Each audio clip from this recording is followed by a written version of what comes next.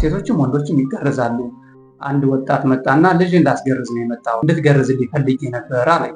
አይ የግርዛት አገልግሎት አንሰጥም፣ ግን ካርድ አውጣና ሪፈር እጽፍልሃለሁ ሆስፒታል ይገርዙልሃል አልኩት። ከዛ ሰውየው ወደ ካርድ ክፍል ሄደና ሚስቱ ጋር ልጁን ይዞ ካርዱን አውጥቶ መጣ።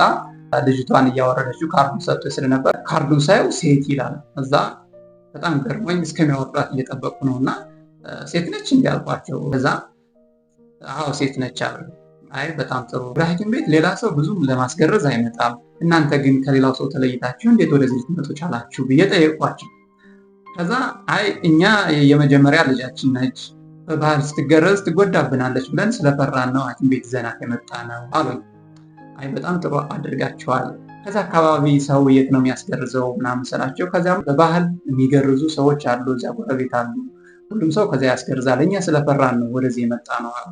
እና ሴቶችንም ወንዶችን ምናምን የሚገርዙ ከእናንተ አካባቢ ያሉ ገራዦች ምናምን ስላቸው፣ አዎ ሴቶችም ወንዶችም ይገረዛሉ አሉኝ። አይ ጥሩ አድርጋችኋል ምናምን ብዬ ግን ሴት ልጅ እኮ መገረዝ የለባትም፣ ከተገረዘችን ደግሞ ብዙ የጤና ችግሮች በወሊድ ጊዜ በግንኙነት ጊዜ ብዙ ችግሮች ይገጥሟታል። ባለመገረዟ ደግሞ ምንም አይነት የሚገጥማት ጉዳት የለም፣ የምታጣው ነገር የለም።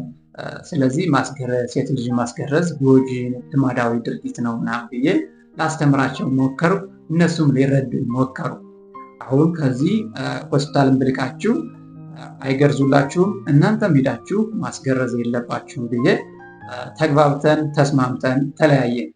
ከዛ ያ ነገር ጥያቄ ፈጠረብኝና በሆነ አጋጣሚ ወደዚያ ልጅ ወደ መጣበት አካባቢ ሄድኩ ለሌላ ስራ እና መንግስትን አሰራርም የሚያውቁ የአካባቢውን ባህልም የሚያውቁ ከመሀል ቤት ያሉ ሰዎች ሁሉንም የሚያውቁ ሰዎች አሉ አይደለ? በቃ የጎጥ አስተዳዳሪ ሊሆን ይችላሉ፣ የቀበሌ ምናምን እንደዚህ አይነት ሰዎች ማለት ነው። ከዚያ በሄድኩበት በአጋጣሚ የተወሰኑ ሰዎችን አገኘውና ጠየቅኳቸው። ከእናንተ አካባቢ የሴት ልጅ ግርዛት አለው? የሚያስገርዙ ወላጆችስ አሉ ወይ ብዬ ጠየቅኳቸው። አሁንማ ጎጂ ባህላዊ ድርጊት ነው፣ በሕግም የሚያስጠይቅ ነገር ስለሆነ ማንም የሚያስገርዝ የለም አሉ። ግን እኮ ሁሉም ሰው እንደሚያስገርዝ እነዚያ ሳያውቁ ወደ ጤና ጣቢያ የመጡት ወላጆች ነግረውኛል። እና የዛኔ የምንተገነዘብኩ መሰላችሁ?